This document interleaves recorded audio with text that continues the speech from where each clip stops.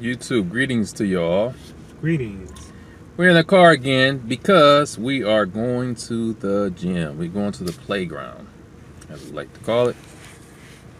So, while we're driving, we're going to talk about abusive process. Okay. Now, many of you probably don't know. Probably never even heard of that. I mean, I'd never heard of it before going through this legal stuff. But abusive process is a serious thing that the courts can do, particularly if you're a pro se. Now, if you have an attorney, they're not going to do that because they all work together. They're going to make a deal before they try to abuse the process. They'll make a deal. They'll make a deal, or they won't do it because they know. They won't do it because they know that the attorney knows that they're doing that. The attorney, they'll know that they will know that the attorney know what they're doing and they can appeal it. So they're not going to go through that. But if you're a pro se litigant and you're not familiar with those type of processes, then they're going to take advantage of that. It could be easy for you to be tricked. Yeah. So really, when you're a pro se litigant, you have to really understand everything. Not just this, just that, everything. Every single thing, okay? Everything you can catch them on, call them out on it. Don't give them any slack. Abusive process can be very detrimental to a case in many different various ways, such as they can cause extended delays. Abusive process can cause extended delays. Abusive process can drive up financial resources. It could drain financial resources. It could drain time. And it's really a horrible thing. So, you know, abusive process is using a process for a purpose in which it was not intended or designed to be used for. Go ahead. I'm gonna let you keep it since I'm driving, because it seemed like the lighting is bad when I'm holding my side anyway. But yeah, at the beginning of this video, I read to you guys the definition of abusive process. He just gave you a good definition of abusive process. We're going to give you an example. We'll talk about a real life example of abusive process that happened to us, or that is currently happening to us. So, which one should we tell them about? When they stayed in the case. Yeah, when they filed the bankruptcy case and didn't put the order out stating that the bankruptcy case stayed the state civil action towards the non-debtors. Yeah, so they did it via an email. Yeah, they did it via email. That's not even protocol. You're not even supposed to be. You're not supposed to do that. You're supposed to send out a court order letting both parties know that the case is stayed. They didn't do that. They didn't do that because, as I explained to you guys before, they try to trick us because they don't have a defense right now. All those defendants on the case right now, they don't have a defense and they don't have anything on us. We didn't do anything wrong. So they need to come up with something that they can use against us and say, look, try to discredit us or, you know, make us look bad. They're not following court orders. You know, we need to appoint them a court-appointed attorney, you know, so they can get in bed with that attorney and control the situation.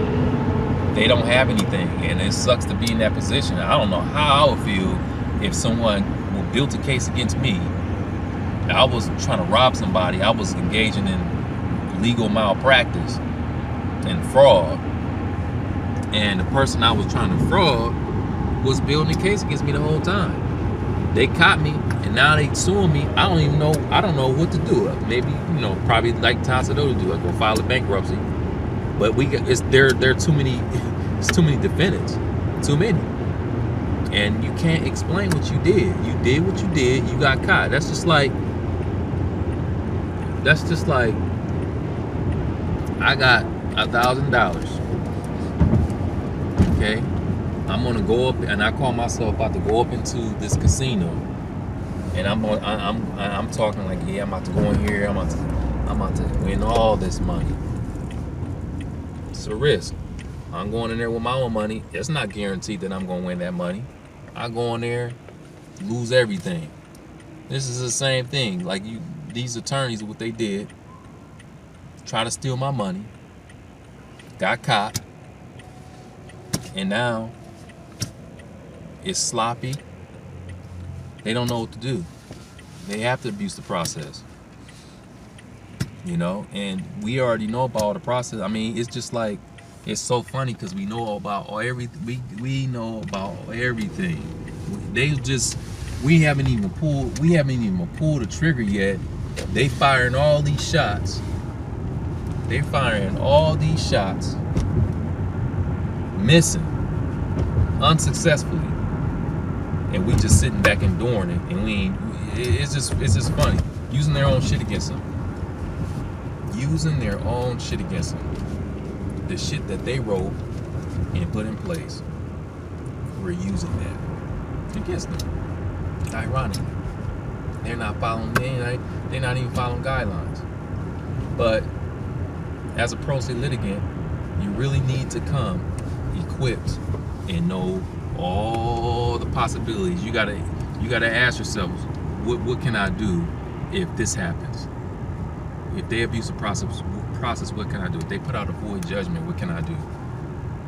You know, a void judgment is basically an order put out by a judge unconstitutionally. And if you feel that it's not right, you feel that they violated your constitutional rights, they ain't no due process or nothing, it's called a void judgment.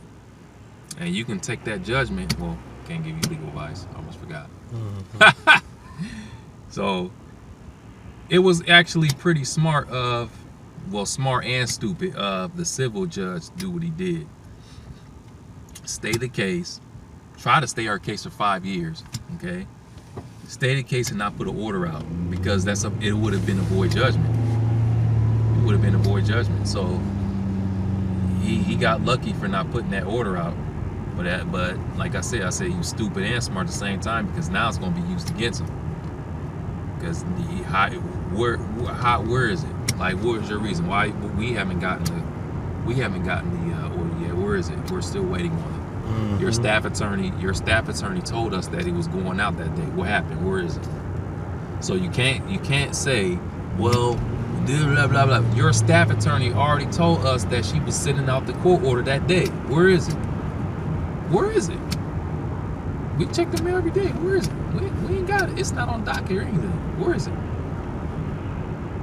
Where is it? How could you explain it to an appeals court? How would you explain that to how would you explain it to appeals court? A case that you saying that will stay and you didn't issue an order. How you gonna explain that? That's abusive process. Yep. That's abusive process. And we gonna hold you to the fire for it. We ain't got nothing to lose. We ain't paying. We ain't spending no money. We ain't spending no money going through this process. We ain't got no attorney. We in that ass deep. Mm-hmm. We in that ass deep.